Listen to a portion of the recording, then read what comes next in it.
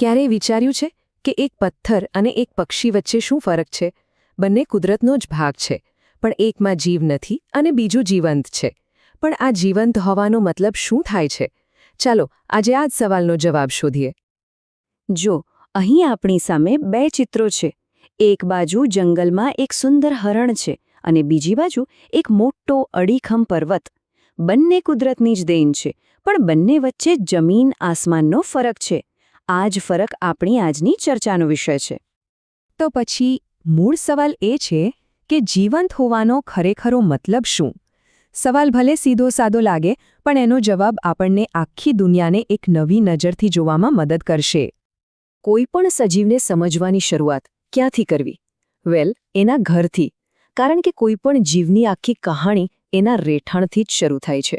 તો ચાલો સૌથી પહેલા આ જ મુદ્દાને સમજીએ. તો દરેક જીવંત વસ્તુનું પોતાનું એક પાક્કું સરનામું હોય છે. વિજ્ઞાનની ભાષામાં આપણે એને નિવાસસ્થાન કહીએ છીએ. સીધી વાત છે, આ એ જગ્યા છે જ્યાં એ કુદરતી રીતે રહે છે, પોતાનો ખોરાક શોધે છે અને મોટું થાય છે. જેમ આપણું ઘર આપણી બધી જરૂરિયાતો પૂરી કરે છે, બસ એ જ રીતે નિવાસસ્થાન એ સજીવ માટે સર્વસ્વ છે. ચલો હવે થોડી મજેદાર સફર પર નીકળીએ અલગ અલગ નિવાસસ્થાનોની. આપણું પહેલું સ્ટોપ છે ગરમ અને સૂકું રણ. જરા આંખો બંધ કરીને વિચારો, ચારેય બાજુ બસ રેતી જ રેતી અને માથે સૂરજ તપી રહ્યો છે. આવા વાતાવરણમાં જે સજીવો રહે છે ને, એ ખરેખર અસાધારણ હોય છે. રણની ગરમીને હવે બાય બાય કહીએ અને સીધા જઈએ ઠંડા અને ઊંચા પહાડો પર. આ છે પર્વતીય નિવાસસ્થાન. અહીં હવા એકદમ પાતળી હોય છે અને ઠંડી એટલી કે તાપમાન શૂન્યની પણ નીચે જતું રહે. સાચું કહું ને, તો અહીં ટકી રહેવું કોઈ મોટા પડકારથી ઓછું નથી. અને હવે આપણું છેલ્લું સ્ટોપ. ચાલો પાણીની અંદરની જાદુઈ દુનિયામાં એક ડૂબકી મારીએ. આ છે જલીય નિવાસસ્થાન, જે નદીઓ, તળાવો અને મોટા મોટા સમુદ્રોમાં ફેલાયેલું છે. જોયું ને, દરેક નિવાસસ્થાન બીજાથી કેટલું અલગ અને કેટલું ખાસ છે. ઓકે, તો આપણે એ તો જોઈ લીધું કે સજીવો ક્યાં રહે છે. પણ મોટો સવાલ તો હવે આવે છે કે તેઓ આટલા અલગ અલગ અને ક્યારેક તો મુશ્કેલ વાતાવરણમાં જીવતા કેવી રીતે રહે છે. બસ અહીં જ કુદરતનો અસલી જાદુ શરૂ થાય છે, જેને આપણે કહીએ છીએ અનુકૂલન. તો અનુકૂલન એટલે શું? સમજો કે એક કુદરત તરફથી મળેલી એક સુપરપાવર છે. આ એવા ખાસ શારીરિક ફેરફારો અથવા તો વર્તન છે જે કોઈ પણ જીવને એના ઘરમાં એટલે કે એના નિવાસસ્થાનમાં ટકી રહેવામાં મદદ કરે છે. ચાલો અને કેટલાક ઉદાહરણોથી વધુ સારી રીતે સમજીએ. અહીં આપણી સામે અનુકૂલનના બે જોરદાર ઉદાહરણ છે. રણમાં રહેતા ઊંટના પગ લાંબા હોય છે, જેથી એનું શરીર ગરમ રેતીથી દૂર રહે. તો બીજી બાજુ પહાડોમાં રહેતા હિમદીપડાની જાડી રૂંવાટી એને કડકડતી ઠંડીમાં પણ ગરમ રાખે છે. એટલું જ નહીં, એમના પગ પણ જુઓ. ઊંટના પગ રેતીમાં ચાલવા માટે સપાટ છે, તો હિમદીપડાના પંજા બરફ પર ચાલવા માટે સ્નો શૂઝ જેવું કામ કરે છે. છે ને કુદરતની કમાલની ડિઝાઇન? અને આવું જ એક બીજું સરસ ઉદાહરણ છે માછલી. એની ચૂઈ એટલે કે ગિલ્સ એકદમ પરફેક્ટ અનુકૂલન છે, જેનાથી એ પાણીમાં ઓગળેલો ઓક્સિજન લઈને આરામથી શ્વાસ લઈ શકે છે. ઓકે, તો આપણે નિવાસસ્થાન અને અનુકૂલન વિશે તો જાણ્યું, પણ હવે એક બીજો સવાલ. એવી કઈ વસ્તુઓ છે જે દુનિયાના બધા જ સજીવોમાં, ભલે પછી એ મહાકાય હાથી હોય કે પછી સૂક્ષ્મ બેક્ટેરિયા, કોમન હોય છે? કઈ બાબત એમને જીવંતના એક ગ્રુપમાં જોડે છે? ચાલો જીવનના આ સાર્વત્રિક નિયમોને જાણીએ. વૈજ્ઞાનિકોએ અમુક એવા સામાન્ય લક્ષણો શોધી કાઢ્યા છે જે લગભગ દરેક જીવંત વસ્તુમાં જોવા મળે છે. આપણે એને જીવન માટેની ચેકલિસ્ટ પણ કહી શકીએ. જેમ કે દરેક સજીવને ઊર્જા માટે ખોરાકની જરૂર પડે છે. તે મોટો થાય છે અને વિકાસ પામે છે.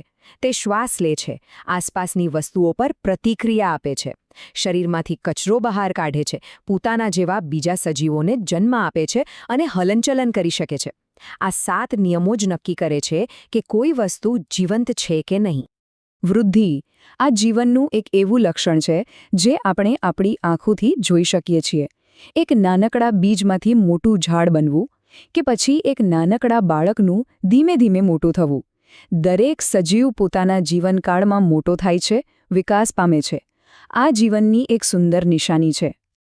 પણ અહીં એક મજેદાર સવાલ થાય છે. આપણે પ્રાણીઓને તો દોડતા, ભાગતા અને પ્રતિક્રિયા આપતા જોઈએ છીએ, પણ છોડનું શું? એ તો એક જ જગ્યાએ ઊભા રહે છે.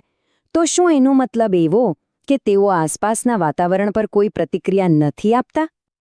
અને એનો જવાબ છે હા, બિલકુલ આપે છે. આ ચિત્ર જુઓ, કેટલું સ્પષ્ટ દેખાય છે કે છોડ કેવી રીતે સૂર્યપ્રકાશ મેળવવા માટે એની તરફ વળી રહ્યો છે. આ પ્રકાશ પ્રત્યેનો એનો પ્રતિભાવ છે. અથવા તો લજામણીના છોડને તો બધાએ જોયો જ હશે. એને અડતા જે કેવી રીતે સંકોચાઈ જાય છે, આ પણ એક પ્રકારનો પ્રતિભાવ જ છે. જીવનનો એક બીજો મહત્વનો નિયમ છે પ્રજનન, એટલે કે પોતાના જેવા જ બીજા સજીવોને જન્મ આપવાની ક્ષમતા. પછી ભલે એ માળામાં ઈંડામાંથી બહાર આવતા પક્ષીના બચ્ચા હોય કે પછી જમીનમાં વાવેલા એક બીજમાંથી ઉગતો નવો છોડ. આ રીતે જ જીવન પેઢી દર પેઢી આગળ વધતું રહે છે. તો ચાલો, અત્યાર સુધી આપણે જે પણ સમજ્યા એ બધાને જોડીને આપણા પહેલા સવાલ પર પાછા આવીએ કે જીવંત હોવાનો સાચો મતલબ શું છે? તો આખી વાતનો સાર એ છે કે કોઈ પણ વસ્તુને જીવંત કહેવા માટે 3 મુખ્ય વસ્તુઓ જોઈએ. પહેલું, એનું એક ઘર હોવું જોઈએ, એટલે કે નિવાસસ્થાન. બીજું, એની પાસે ત્યાં ટકી રહેવા માટે ખાસ ટૂલકિટ હોવી જોઈએ, જેને આપણે અનુકૂલન કહીએ છીએ. અને ત્રીજું, એ જીવનના જે સાર્વત્રિક નિયમો આપણે જોયા એનું પાલન કરતું હોવું જોઈએ. સાચું કહું તો જ્યારે આપણે આપણી આસપાસની દુનિયાને ધ્યાનથી જોઈએ ને, ત્યારે દરેક જીવંત વસ્તુ આપણને અસ્તિત્વ ટકાવી રાખવાના પડકારનો એક અનોખો અને સુંદર ઉકેલ લાગે છે. આખી સજીવ સૃષ્ટિ જાણે કે જીવન ટકાવવાના આ કોયડાના અદ્ભુત ઉકેલોથી બનેલી એક સુંદર ચાદર જેવી છે. અને આ બધી ચર્ચા આપણને આજના જમાનાના એક ખૂબ જ રસપ્રદ સવાલ પર લાવીને ઊભી રાખે છે. આજે આપણે એવા રોબોટ્સ અને આર્ટિફિશિયલ ઇન્ટેલિજન્સ બનાવી રહ્યા છીએ જે આપણી જેમ શીખી શકે છે, પ્રતિક્રિયા આપી શકે છે. તો પછી ભવિષ્યમાં આપણે એક જટિલ મશીન અને એક જીવંત સજીવ વચ્ચેની ભેદરેખા ક્યાં દોરીશું? વિચારવા જેવો સવાલ છે નહીં?